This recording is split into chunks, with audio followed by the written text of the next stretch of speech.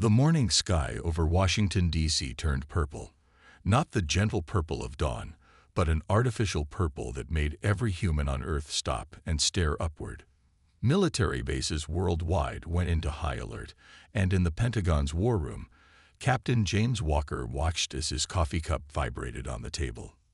"Sir, we're picking up something big entering Earth's atmosphere," a young radar operator called out, his voice shaking slightly. Multiple objects, all larger than any known aircraft.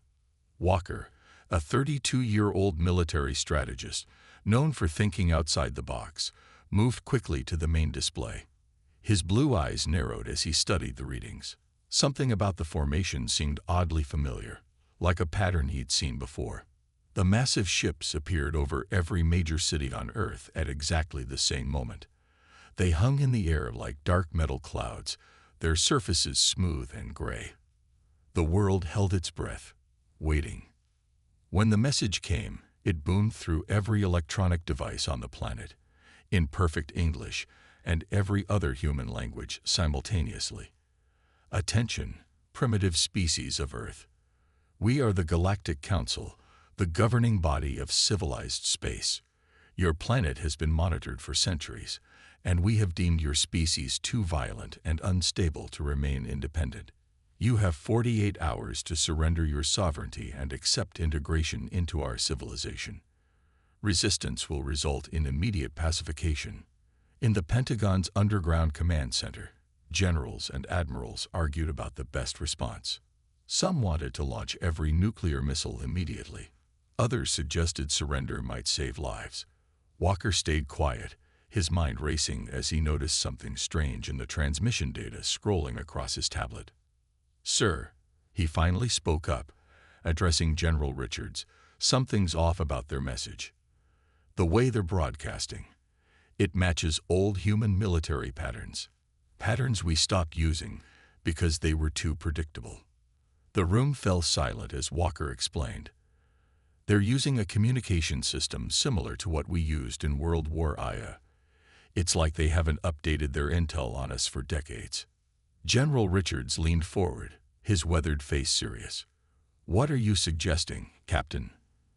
"They think they know us, sir, but their information is outdated. And look at this." Walker pulled up more data on the main screen. "Their ships are positioning themselves in textbook invasion formations. Textbook from the 1940s. They're fighting the war they think we're still capable of fighting." Around the world, military leaders received similar reports. The aliens' technology was advanced, but their tactics were rigid, predictable. They weren't ready for modern warfare, let alone the secret weapons humanity had developed from studying crashed alien ships over the years. In a secure facility, deep beneath the Rocky Mountains, scientists powered up the reverse-engineered shield technology they'd kept hidden for just such a day. In bunkers across Europe, experimental electromagnetic pulse weapons were being prepared. And in the South China Sea, a fleet of submarines armed with weapons that could punch holes through space itself waited silently. Walker spent the next hours analyzing every bit of alien communication they intercepted. He found more patterns, more weaknesses. The aliens were advanced, yes, but they were also arrogant. They thought they were dealing with simple primitives who would either surrender or fight in predictable ways. "They've given us 48 hours, Walker told the emergency meeting of Earth's military leadership, not because they're merciful, but because they're following their own rigid protocols. They don't expect us to use this time effectively. They don't know that we've been preparing for something like this for generations."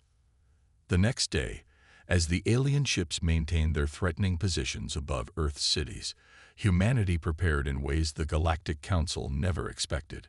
Walker's analysis helped military forces worldwide identify weak points in alien formations. Underground bases activated. Special forces moved into position. Civilians were quietly evacuated through underground networks. The aliens watched their sensors, expecting to see panic, chaos, or perhaps a few primitive missiles launched in desperation. Instead, they saw exactly what they expected to see, because humanity had already figured out how to fool their scanning technology. As the 48-hour deadline approached, Captain Walker stood in the command center, watching the final preparations come together. Earth wasn't going to surrender, and they weren't going to fight the way the aliens expected. The Galactic Council thought they were dealing with a primitive species that could be easily conquered. They were about to learn just how wrong they were. The attack began exactly when the 48-hour deadline expired. The alien ships opened fire with energy weapons that lit up the sky in brilliant green flashes. But instead of finding helpless cities, their beams hit empty spaces and holographic targets. In the Pentagon Command Center, Captain Walker watched the alien formations through their newest satellite feeds. They're following standard attack patterns, he said, his voice steady despite the tension. Just like we predicted. The Galactic Council's ships moved in perfect, orderly lines. Too perfect, too orderly. They had no idea that humans had learned to be unpredictable after centuries of fighting each other. General Richards gave the order. Launch Operation Surprise. Across the world, hidden bunkers opened. But instead of old-fashioned missiles, Earth's real weapons emerged. Hundreds of small, fast ships rose from underground bases, farming fields, and ocean depths. These were Earth's secret defense fleet, built from technology reversed engineered from crashed alien ships over the past 70 years. The alien commanders didn't worry when they first saw Earth's ships. Their scans showed familiar technology that should have been easy to defeat.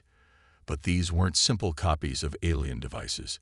Humans had taken the alien tech and changed it in ways the Galactic Council never imagined.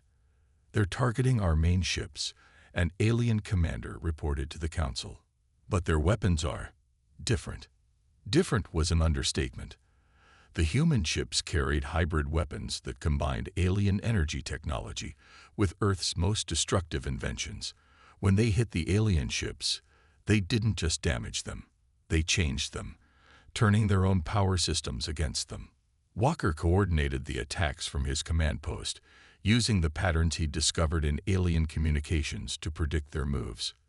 They're trying to regroup, he reported. They've never faced an enemy that fights like this. The aliens were used to battles with strict rules and formations. Humans didn't play by those rules. Earth ships attacked from all directions, using weather patterns and the planet's magnetic field to hide their movements. When alien ships tried to target them, they found only decoys while real attacks came from unexpected angles.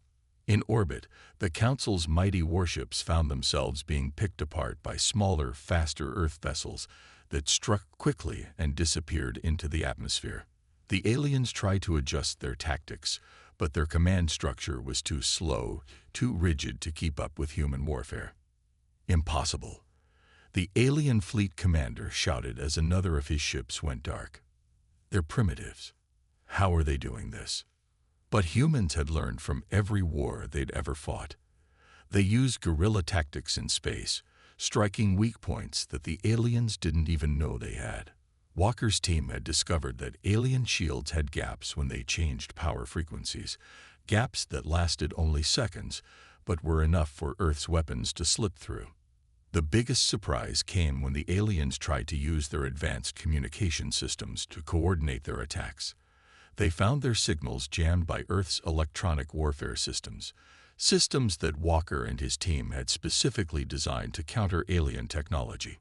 Their entire command structure depends on these communications, Walker explained to General Richards as they watched the battle unfold. Without them, each ship has to fight alone, and they don't know how to do that. The first day of battle ended with the Galactic Council losing a third of their invasion fleet. The aliens retreated to high orbit, their perfect formations broken, their confidence shattered. In the Council's command ship, the alien leaders argued about what had gone wrong. They had expected to find a primitive species armed with simple weapons. Instead, they found an enemy that had taken their own technology and improved it in ways they never thought possible. As night fell over Earth, Captain Walker finally allowed himself a small smile. The aliens had thought humans were savages who only knew how to fight with brute force. Now they knew better, but this was just the beginning. Earth had more surprises waiting. Send word to all commands, General Richards ordered. Phase 1 was successful. Prepare for Phase 2. The aliens thought they had seen everything humans could do. They were wrong. The real fight was just starting. The great meeting hall of the Galactic Council buzzed with angry voices. Hundreds of alien representatives sat in the circular chamber, their forms varying from tall, thin beings to short, bulky creatures. All of them were talking at once about one thing: the Earth problem. How did we get this so wrong? Demanded head council member Brightscale, his crystalline body flashing with angry red colors. They were supposed to be simple primitives. The emergency meeting had been called after the first wave of attacks failed. Now, projected in the center of the hall, images showed Earth's surprising defense and the destruction of many council ships. Our information was outdated, admitted Intel Director Deep Sound, a tall blue being whose voice echoed like water in a cave. We discovered something disturbing. Humans have been preparing for alien contact for centuries. The hall fell silent as Deep Sound showed them more images. Earth's movies about alien invasions, their books about space wars, their military preparations and secret underground bases. They've been expecting us. Deep Sound continued. Not just expecting. They've been getting ready. Every story they told about aliens, every movie they made, every book they wrote, it was all preparation. The council members watched in shock as they saw recordings of Earth's forces using modified alien technology. Technology that should have been beyond their understanding, but which humans had changed and improved. And there's more, Deep Sound said. Look at this human named Walker. He broke our communication codes in hours. Codes we thought were unbreakable. The image showed Captain Walker in the Earth Command Center, directing forces in ways that confused and defeated council ships. The aliens watched as their perfect battle formations were torn apart by Earth's unpredictable tactics. But how? Asked a small green council member. Their civilization is so young. That's exactly why they beat us, said Military Commander Strongwing, speaking for the first time. The old warrior's scales were dull with exhaustion. We haven't fought a real war in 10,000 years. We forgot how. But humans never stopped learning about war. He showed them more battle footage. Earth ships using weather patterns for cover. Hidden bases appearing where they shouldn't be. Weapons that combined alien technology with human ideas in ways the Council had never imagined. They took our old crashed ships, Strongwing explained, and instead of just copying them, they asked, how can we make this better? We never do that. We just follow the old ways. A younger council member stood up. Maybe we should talk to them instead of fighting. They're clearly not the primitives we thought they were. Talk to them. Brightscale flashed angry colors. After we try to conquer them, they'll never trust us now. We have to do something. Deep Sound said. Our first attack failed. If we send more ships, they'll be ready. And now they know how we fight. The council argued for hours. Some wanted to send an even bigger fleet to crush Earth. Others thought they should try to make peace. A few suggested they should just leave humans alone. There's one more thing you need to see, Deep Sound said quietly. The hall grew silent again as new images appeared. These showed human ships already moving beyond Earth, using their modified alien technology to establish bases on their moon and nearby planets. They're not just defending themselves, Deep Sound explained. They're expanding, learning, growing, and they're doing it faster than any species we've ever seen. The council members looked at each other with worry. They had rules for dealing with primitive species. They had rules for dealing with advanced species. But humans didn't fit either category. Humans were something new. We need time to think, Brightscale finally said. Time to plan. Time to understand what we're really dealing with. But time was something they might not have. Because on Earth, Captain Walker and his team were already preparing their next move. And this time, they weren't going to wait for the council to attack first. As the council meeting ended in confusion and argument, another report came in. 3 more Council observation posts had gone dark. Earth wasn't just defending anymore. They were taking the fight to the stars. The Council had wanted to show humans their place in the galaxy. Instead, they had awakened something they didn't understand. And now they had to deal with the consequences. For the first time in human history, all countries on Earth worked together. In the massive underground facility beneath the Rocky Mountains, leaders from every nation gathered to form the Earth Defense Alliance, EDA. Captain Walker, now promoted to commander after his success in the first battle, stood before the gathered leaders. The room was filled with presidents, prime ministers, and generals from every corner of the planet. "The aliens thought they would divide us," Commander Walker said, pointing to the large screen behind him. "Instead, they united us." The screen showed Earth's new combined fleet. Ships from every nation now carried the same symbol, a blue Earth with stars around it.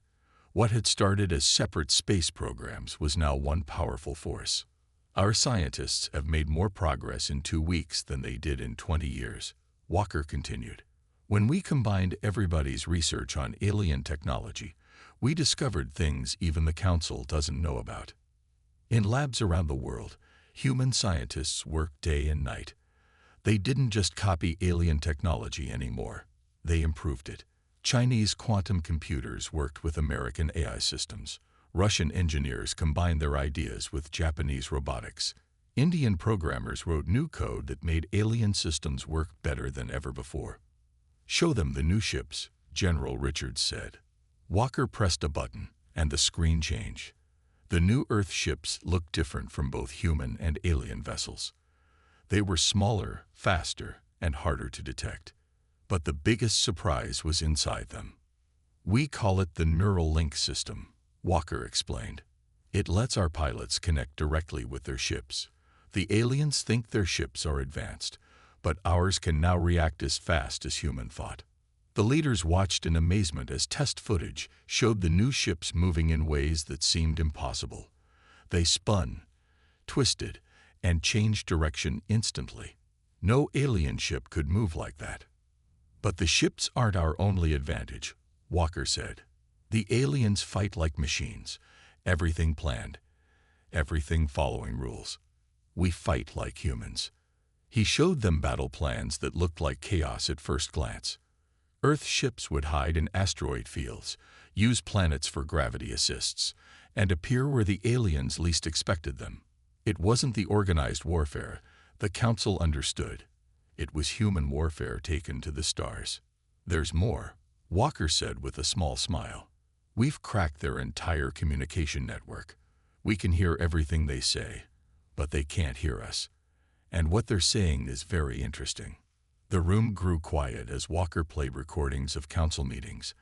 The aliens were arguing among themselves. Some wanted to keep fighting Earth, but others were scared. They had never faced an enemy like humans before. "The Council is divided," Walker explained. "Some of their member species are starting to question their leaders. They've never lost a war before. They don't know how to handle it." A young general from Nigeria stood up. "So what's our next move?" Walker's face turned serious. "We've been defensive so far, letting them come to us. But now it's time to take the fight to them. We've located their main bases, their supply lines, their weak points. They think we're just protecting Earth. They don't expect us to attack." The room filled with excited whispers. The idea of humans taking the fight to the stars, of showing the Council that Earth wasn't just another primitive world to be conquered, made everyone eager for action. "The Council thinks they know what humans are," Walker said, looking around the room. "They think we're violent, primitive, and dangerous. Maybe we are dangerous, but not because we're primitive. We're dangerous because we never stop learning, never stop improving, and never give up." As the meeting ended, Earth's leaders voted unanimously to approve the attack plan. Around the planet, the new Earth Defense Fleet prepared for its first major offensive. In orbit, human ships gathered, their neural link systems humming with power. The Council thought they had seen everything humans could do. They were about to learn just how wrong they were. Earth wasn't fighting for survival anymore. They were fighting to show the galaxy that humanity would never bow to tyrants, not even alien ones. The next phase of the war was about to begin, and this time, Earth would make the first move. The Council's second wave arrived with a fleet 3 times larger than the first. Thousands of alien ships filled Earth's orbital space, their weapons glowing with deadly energy. They thought their massive numbers would guarantee victory. They were wrong. Commander Walker stood on the bridge of the EDA flagship, Spirit of Earth, watching the alien fleet approach. Unlike the cramped military rooms of old, this bridge buzzed with advanced technology that merged human innovation with alien science. They're using the same attack pattern as before, Walker said, his neural link showing him data faster than any screen could display. They never learn. The alien commander's voice boomed across space. Surrender now, humans. You cannot stand against our full might. Walker smiled and gave the signal. Show them what humans can do. Across Earth's orbit, hundreds of hidden platforms activated, but they didn't fire weapons. They released clouds of what looked like golden dust. The aliens scanned it and found nothing dangerous, just tiny metal particles. Commence Operation Thunderstorm, Walker ordered. Earth's ships activated their new electromagnetic pulse generators all at once. The golden dust suddenly came alive with electrical energy, creating a massive web of lightning that stretched across space. Alien ships caught in the web found their shields disrupted by an attack they'd never seen before. Impossible, the alien commander shouted. Their technology can't be this advanced. But it was. The neural-linked Earth ships darted through the lightning web untouched, their human pilots' thoughts guiding them through gaps too small for normal navigation. They struck the alien fleet from all sides, using weapons that combined Earth's nuclear technology with alien energy systems. Walker watched through his neural link as the battle unfolded in his mind.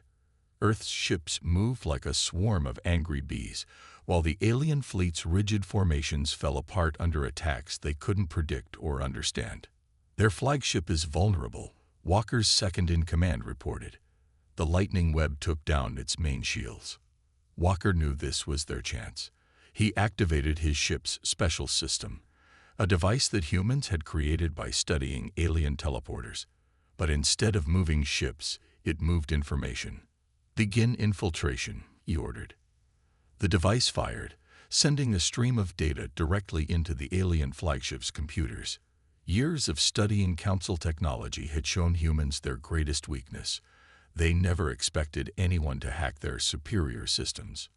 Inside the alien flagship, chaos erupted as their computers began displaying classified Council documents on every screen. Secret plans, hidden agendas, and private messages between Council leaders appeared for everyone to see. Their entire command network is compromised, Walker announced. Sending data to all Earth ships now. The information revealed the Council's true fears about humanity. They hadn't attacked Earth because humans were violent. They attacked because they were afraid. Afraid of how quickly humans learned, how fast they advanced, how willing they were to try new ideas. As this truth spread through the alien fleet, something unexpected happened. Several alien ships suddenly stopped fighting. Then more. Some even turned their weapons against other Council vessels. Commander, a communication officer called out, "We're getting messages from some of the alien ships. They say they want to defect." Walker wasn't completely surprised. The Council's lies were exposed, and their perfect image of unity was shattered. Some of their own people had seen the truth. The Council wasn't protecting civilization. They were holding it back. The battle turned into something no one expected. What started as an invasion became a revolution. Younger alien races, inspired by Earth's resistance, began questioning the Council's authority. The humans hadn't just defended themselves. They had shown the galaxy that the Council could be beaten. As the massive alien fleet broke apart, some retreating, others surrendering, and some joining Earth's forces, Walker sent a message to every ship in space. The Council thought they could break us. Instead, We showed them what humans do best. We adapt, we improve, and we never stop fighting for freedom. Not just for ourselves, but for everyone. The battle that was supposed to end humanity's resistance instead became the day that changed the galaxy forever. The Council's power was broken, and a new era was beginning. One where Earth would help lead the way to a better future for all species. But the war wasn't over yet. The Council's core leaders were still out there, and they wouldn't give up their power without a final fight. The Great Council chamber was in chaos. Hundreds of alien representatives shouted and argued as the leaked documents appeared on every screen. Commander Walker stood in the center of the room, the first human ever to enter this sacred space. Behind him, Earth troops and friendly alien allies secured the doors. "You had no right." Head Council member Bright Scale's crystalline body flashed with rage. These documents were sealed. "The people had a right to know," Walker replied calmly. His neural link system translated every alien language instantly, letting him understand all the angry shouting around him. "You attacked Earth, not because we were dangerous, but because you were afraid." The leaked files told the true story.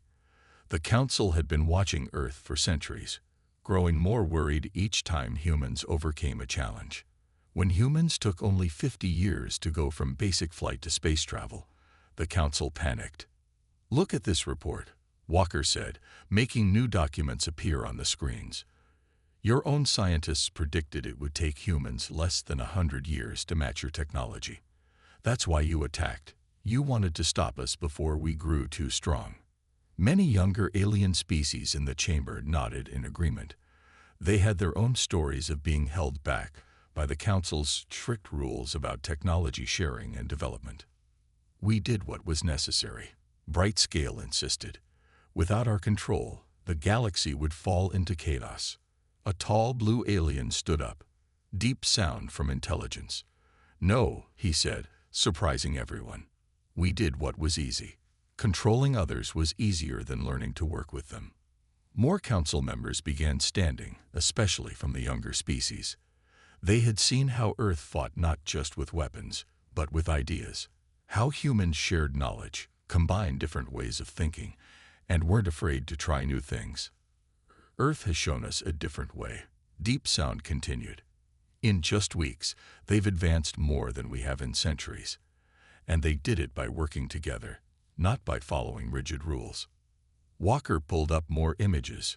Earth's new ships, designed with help from friendly alien engineers. Hybrid technology that combined the best ideas from a dozen different species.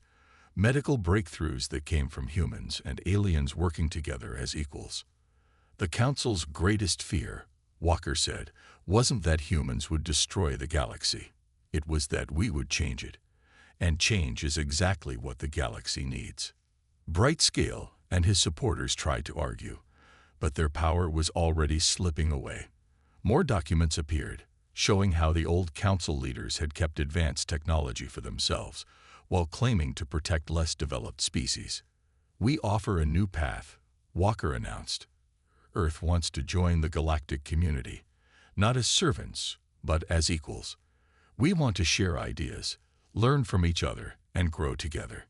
The chamber erupted in discussion. Many younger species immediately supported Earth's proposal. Even some older Council members, seeing how their leaders had lied to them, began to change their minds. "This is our chance," Walker continued. "Humanity's greatest strength isn't our weapons or technology. It's our ability to adapt, to change, and to work together. We want to share that strength with all of you." Deep Sound moved to stand beside Walker. "I second this proposal. It's time for change." One by one, more alien representatives joined them. Species that had fought against Earth days ago now stood with humans, ready for a new beginning. The Council's iron grip on power was breaking. Bright Scale and his closest allies could only watch as their control slipped away.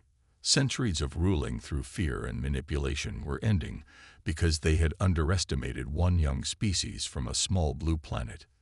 "This isn't the end," Bright Scale warned as he and his supporters left the chamber.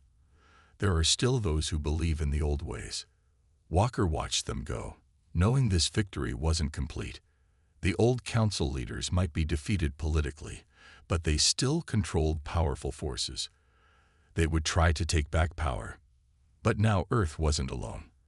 As the chamber filled with excited discussion about the future, Walker saw something the old council had never expected: humans and aliens working together, sharing ideas, building something new. The political battle was won, but the final fight was still to come. And this time, Earth would have allies by its side. 3 months after the great battle in the council chamber, Commander Walker stood on the observation deck of the new Earth Embassy on the galactic capital world. Behind him, teams of humans and aliens worked together at holographic displays, speaking a mix of languages as they coordinated efforts across the galaxy. "Commander," his assistant called out, "the last of the old council forces have surrendered."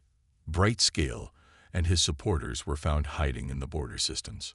Walker nodded, watching ships of all shapes and sizes moving through space outside the window. Earth ships flew alongside alien vessels, their crews working together to build a new future. The sight would have been impossible just a few months ago. What happened to their secret weapon? Walker asked, thinking of the massive device the old council leaders had tried to use in their final desperate attack. "Dismantled," the assistant replied with a smile. "Actually, some of our scientists worked with the Blue Star people to turn it into a new power generator. It's now providing energy to 3 systems. That was the human way, taking weapons and turning them into tools. It was one of the things that had surprised their alien allies the most. Humans didn't just fight well. They built well too." The door opened, and Deep Sound entered, now serving as the head of the new Galactic Alliance, a very different organization from the old council.